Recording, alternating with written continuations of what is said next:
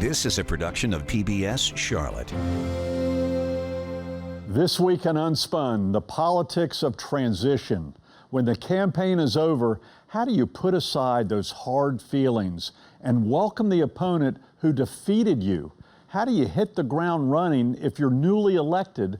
And what is it like when you're suddenly on the outside looking in? Plus, I'll count down the top 5 things presidents and governors don't tell you about transition. In today's America, welcome to the spin game. Believe me, I know, I'm Pat McCrory. When I was governor and mayor, I played the spin game. I was played by the spin game. But aren't we all done being spun? Let's take the spin out of the world we're in, here on Unspun. Good evening, I'm Pat McCrory, and welcome to Unspun, the show that tells you what politicians are thinking but not saying. For Donald Trump and his Republican supporters in Washington, winning is just the beginning. And while much of the focus will be on his first 100 days in the White House, it's the 76 days of transition before that, between the election and the inauguration, that will help determine how much Trump can do and how quickly he can do it. Let me also express my tremendous appreciation for Susie and Chris, the job you did. Susie likes to stay sort of in the back, let me tell you. The Ice Maiden, we call her the Ice Maiden. Most of America had never heard of Susie Wiles when Trump introduced his senior campaign advisor on election night. But later, Wiles was also named as Trump's new White House chief of staff. She'll be the first female ever in that position. The choice of Wiles is also a sign that transition isn't just about choosing people who are qualified, it's also about choosing people you can trust. Wiles is a Washington outsider, unlike some of Trump's former White House advisors who turned against him in this election. Transition is also about taking advantage of whatever honeymoon a candidate has after getting elected. Because once the honeymoon is over, voters want results, not excuses. They want you to keep those campaign promises that you made, and the promises by Trump, like fixing runaway inflation and stopping illegal immigration, will now need a plan and results. Campaigning is all about getting elected. But governing is about getting things done. And transition is about getting it right the first time. Because in politics, there might not be a next time. Joining us now to talk about the politics of transition in Washington and Raleigh is Rufus Edmisten, North Carolina's former Democratic Attorney General and Secretary of State, who also ran for governor against Jim Martin in 1984. Rufus also spent 10 years on the staff of North Carolina Senator Sam Ervin in Washington and was a lead attorney on the Senate Watergate Committee. Rufus, it's an honor to have you on Unspun. Well, thank you so much, Governor. And I apologize. Enjoyed when you were governor of North Carolina. Yeah, I wanted to let the audience know we're having a little technical difficulty, so we're having you talk on the phone and through Zoom at the same time, and I appreciate you adapting. Oh, absolutely. You, at 83 years old, Pat, you learn to do a lot of things. Well, it's a real honor to have you on. And first of all, what advice would you give to Governor-elect Stein in his transition at this time, especially going from a Democratic administration to another Democratic administration? Okay, he's going to have to realize that he has to pick his own team. I know that from transitioning into Attorney General when 1974, as you recall. You have to realize it's your administration. You don't want to hurt anybody's feelings, but you want advice from people. But you need to pick people that are going to have your philosophy, with whom you're very comfortable. And I think he's off to a good start because he has a good transition team of his chief of staff now as Attorney General, a very fine person that you knew as a state senator on the team. And I think he's off to a good start because the main thing is to listen to people that have been there before. Based upon your experience, what mistakes or what are some lessons learned from previous transition, whether it be Cooper or McCrory or other previous governors, Perdue and so forth? Waiting too late to get started. That is what I've noticed. And I think that Stein's off to a good start because he's already announced his transition team. And then if I were he, I would divide up the different agencies and get somebody that's an expert in each field, like Health and Human Services, law enforcement. I've offered myself to help on the law enforcement because having been Attorney General and growing up in a law enforcement family, and hit the ground running and be ready the day one when you're sworn in to start governing, which I think you did a good job of doing. There were no hiccups that I recall. Now, the national transformation, boy, that's another thing. I used to go to all the inaugurations, and we had a man named Bill Cochran, Pat, who was with Senator B. Everett Jordan, who was always in charge of transitions and inaugural activities, and things went smoothly.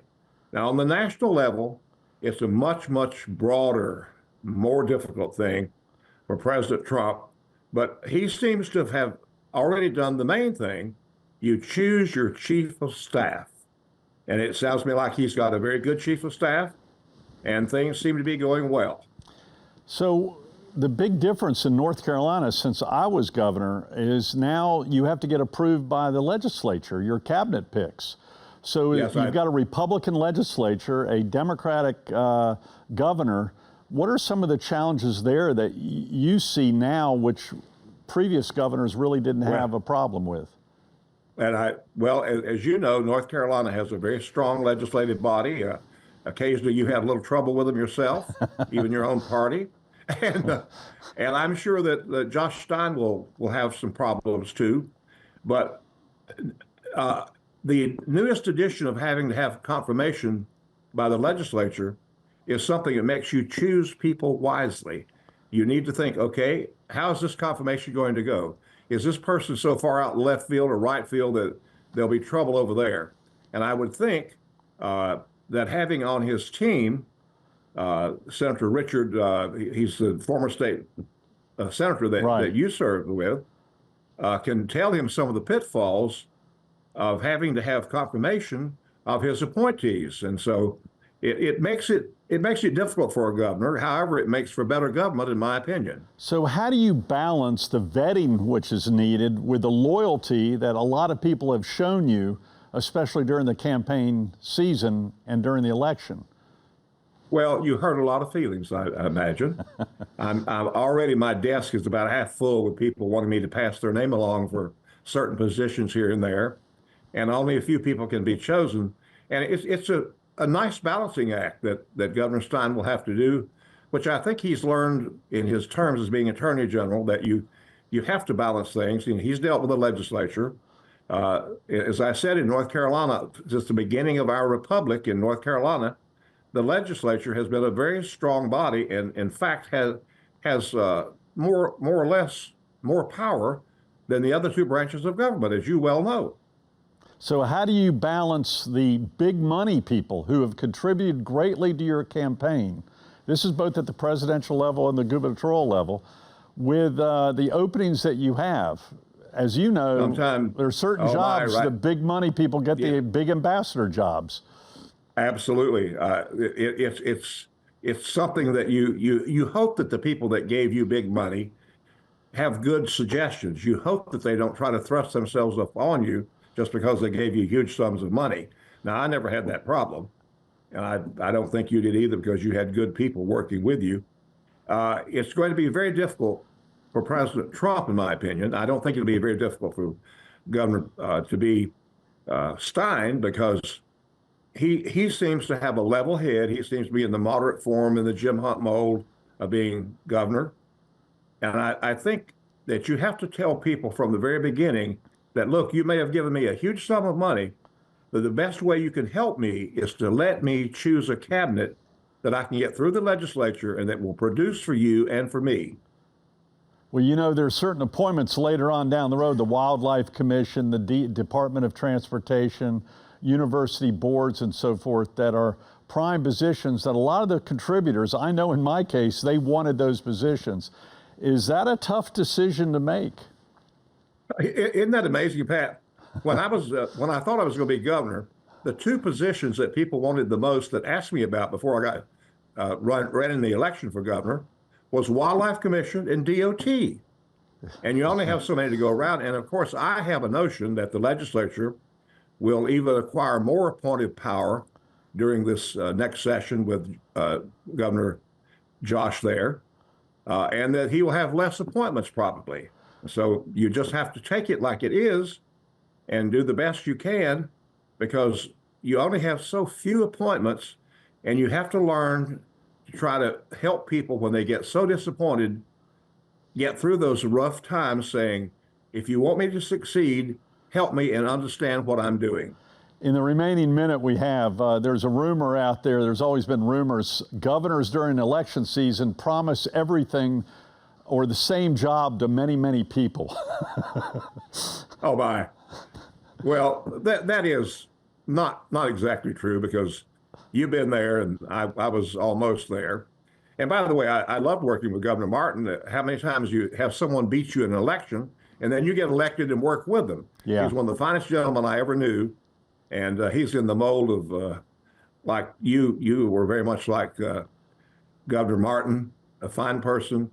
And you promise a lot of folks nothing before the election if you're wise. That's exactly right. And if you did, you have to go a little bit of praying every night. Shame on you if you did promise something, right?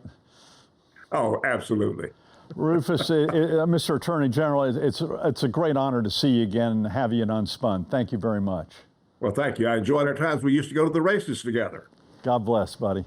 Next up, PBS Charlotte's Jeff Sonier takes Unspun on the street, asking Republicans about high expectations after a big win that many didn't expect.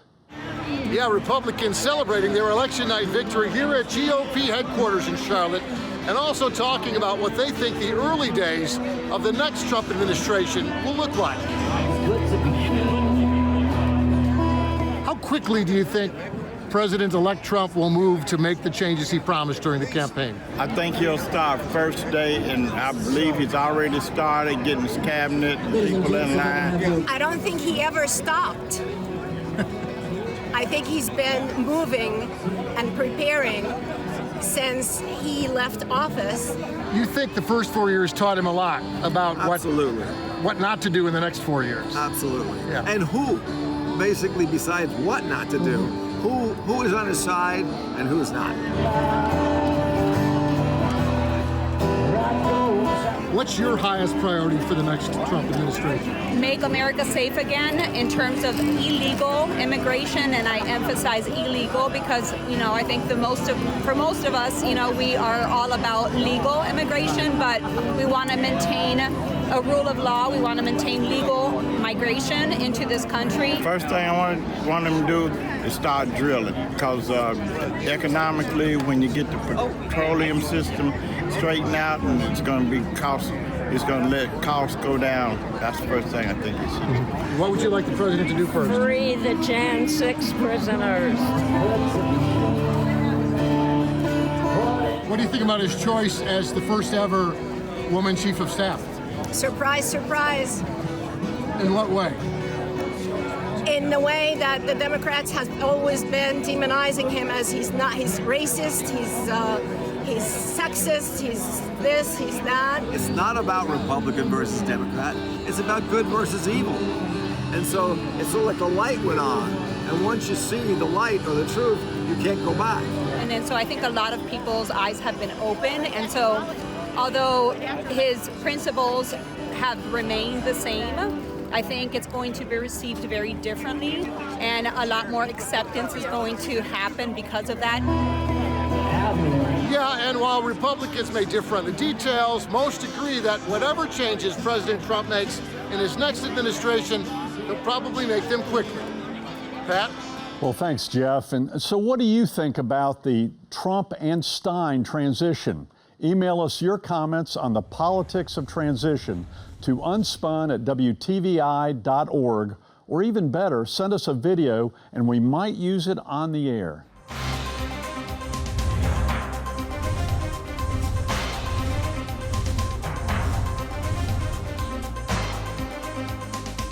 All right, tonight on our Unspun Countdown, we've got my list of the top 5 things presidents and governors don't tell you about transitions. Let's start out with number 5. Why some top-tier names don't make the cut. Well, let me tell you, vetting is very in-depth. So a lot of times vetting for potential candidates that a governor or president really wants might show things you don't want the public to know. It might include personal indiscretions or financial indiscretions. Another thing that often happens is there's just not a match between the appointee and the executive making the appointment. They just might not get along and think they can work well together. That's a major reason a lot of things don't work. In fact, when they don't work, what often happens is the governor or the president says, hey, listen, something happened, we can't select you. Why don't you tell the public now before you're turned down that you've withdrawn your name from consideration? It's an easy way out for both parties. Number 4.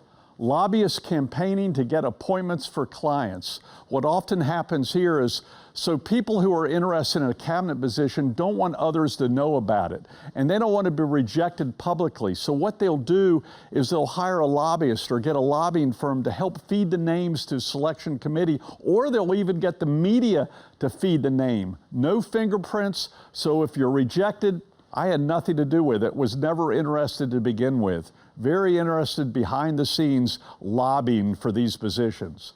Number 3, selection committee members selecting themselves. Can you spell Dick Cheney? Dick Cheney was the head of the selection committee for President Bush. He selected himself for VP. An amazing coincidence, but actually the most powerful position is also to be on the committee that selects others, because often they select themselves for the best jobs. And number 2, top campaign officials getting the top jobs with direct access. A big thing here for a candidate and for the governor or for the president is, should I bring people from my campaign team and have them help govern? But the campaign team people want to be close to the president like they were close to the candidate who is running for president. So a big decision for people will be, will I actually be in the White House, or will I be across the street in the Eisenhower Executive Office building? A big part of that decision-making process is, how close will I be to the decision maker before I accept a job? And number 1, some appointments always go to the highest donors. It's usually the ambassador to England, the ambassador to France, the ambassador to Switzerland. I always wanted somewhere in the Virgin Islands, but I just couldn't afford it.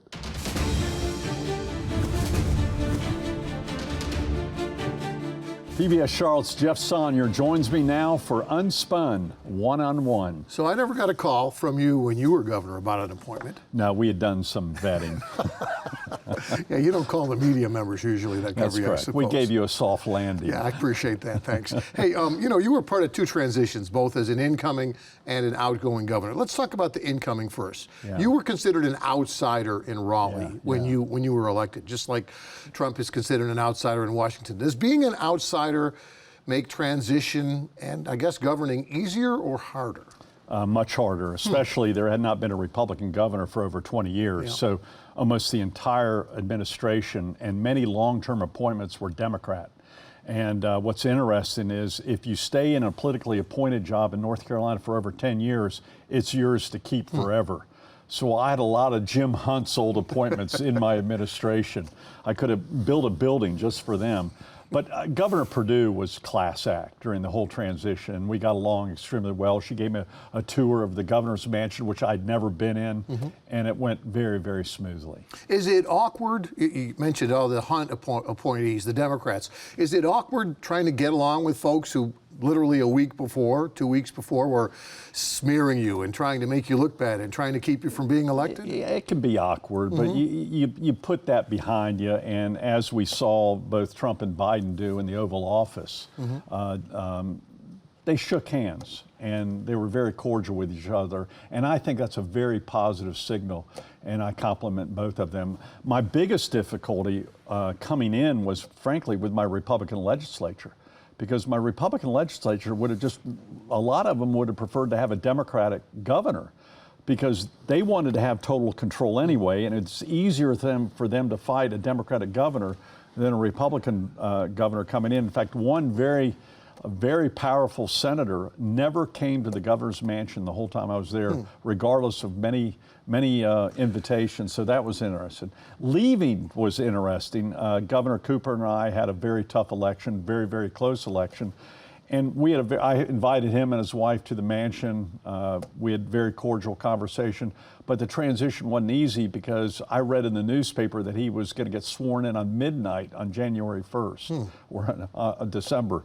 And that had never been done before. And I had to read about it in the newspaper. So that was kind of a rough beginning of that transition. And I hope Stein waits 5 or 6 days like I did for Governor Perdue and all other governors had done before. So that was a little awkward. It's polite in front of the cameras. It's not always polite when the cameras aren't rolling or behind the scenes, is what you're saying. No, I think that was polite. I mean, we were polite with each other, but I think Cooper's staff decided we're going to get in there at midnight. And it was maybe disrespectful to the process at the time. I did not make a big deal of it, but I didn't agree with that at the time. It went against the tradition of how we do transitions in North Carolina. When you're the outgoing governor or outgoing president, I suppose, what's the most important thing you want to do for the incoming person?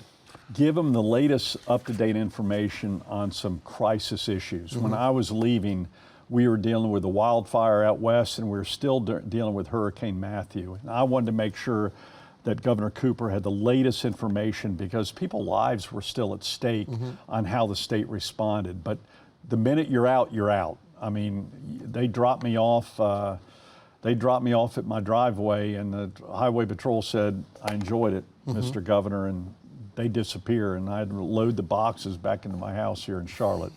And my phone wasn't ringing off the hook, no doubt about it. When it's Democrat to Democrat or Republican to Republican, I'm assuming for major issues, like, for example, the rebuilding of the mountains after Helene, that there's already plans being made on the part of Governor Stein, incoming Governor Stein. I hope that's a major conversation between Governor Cooper and Governor-elect Stein, is because out west, I was just out there again last weekend. I'm going tomorrow, in fact, go help with a fundraiser for a lot of businesses that are really having a tough time. Do you think a big problem like that you've got to cooperate on, do you think that's going to ease the transition of this Democratic governor with his Republican legislature? It's easier, but in some ways, well, first of all, just because it's Democrat to Democrat, some of the previous Democrats, probably with Cooper, go, well, I expect Stein to keep me. Why don't you keep me? We're in the same party. But I'd agree with Rufus Edmisten. You got to bring your own team in. Yeah. You talked about vetting with Rufus Edmisten. Is vetting for your team different than vetting when you're a candidate? I mean, are there different questions being asked now? Are they looking into other things besides just your financials and your personal life? Yeah, they're looking the media. You know, now anyone can vet with you. Just do Google. And like right now, Trump's appointments, especially his defense secretary, they're pulling out every clip they can because he was on Fox, gave a lot of speeches. I guarantee you the Democrats are going through every single video of him making any types of controversial statements. But I'm sure he'll get with it. Trump knows he has the Senate in control, and I'm sure he'll get his appointments through pretty quickly. What do you make of what he said about Nikki Haley, making a point to say she's not going to be part of my administration? Thanks for your service, but it was polite, but it was definitely... It was a semi-soft landing. It was a message. Yeah. It may have been a message, and it was the truth. He decided, even Pompeo's, who he had a great relationship with, he decided he wants new blood. He doesn't want any connection with the past administration that he had just 4 years ago with today, and that was obviously a very strong signal. He was respectful, but usually you don't say that in public. When you've got that Republican Senate to help get your appointees through, does that mean that you can be more effective more quickly when you're president or governor? Absolutely, and there's no doubt that the Trump administration is moving much quicker than they did in his first term. Remember, he was a novice coming in. Now he has 4 years experience, and that's going to make a difference. And I think he's got a little more mature team on the selection committee who know the ins and outs of politics. What is interesting is he is selecting a lot of people from Washington. Actually, current and former House members, which is quite interesting. A little different from his past administration. He's actually bringing in some insiders, except for one name called Musk. Yeah, he's about as far outside as you can get from Washington. Yeah, no doubt about it. Hey, I appreciate you taking the time. We're out of time, but that's this week's One-on-One.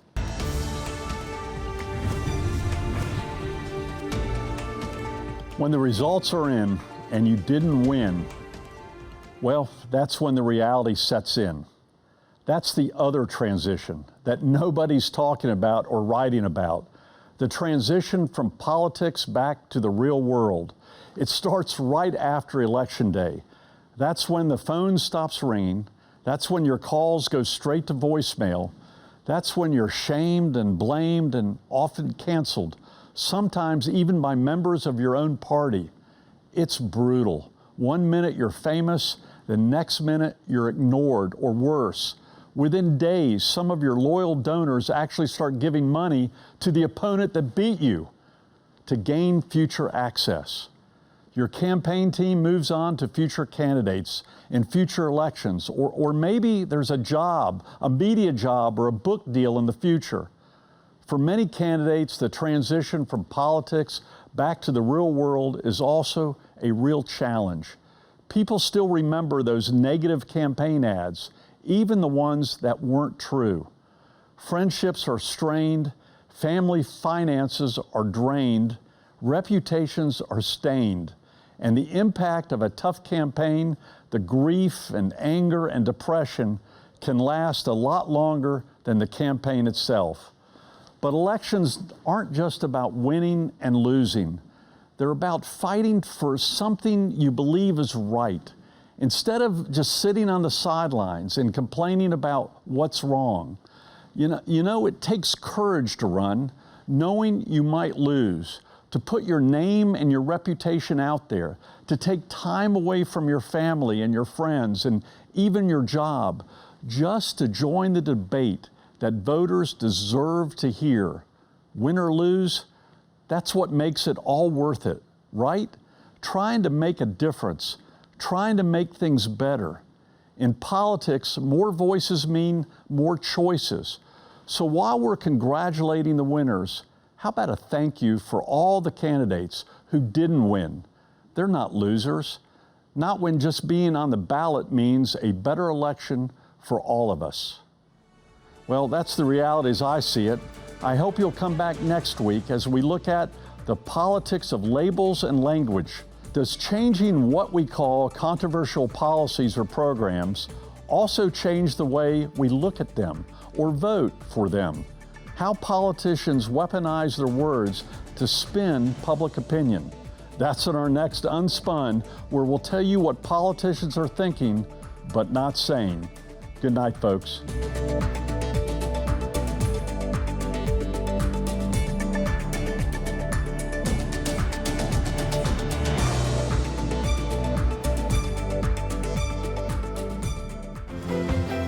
A production of PBS Charlotte.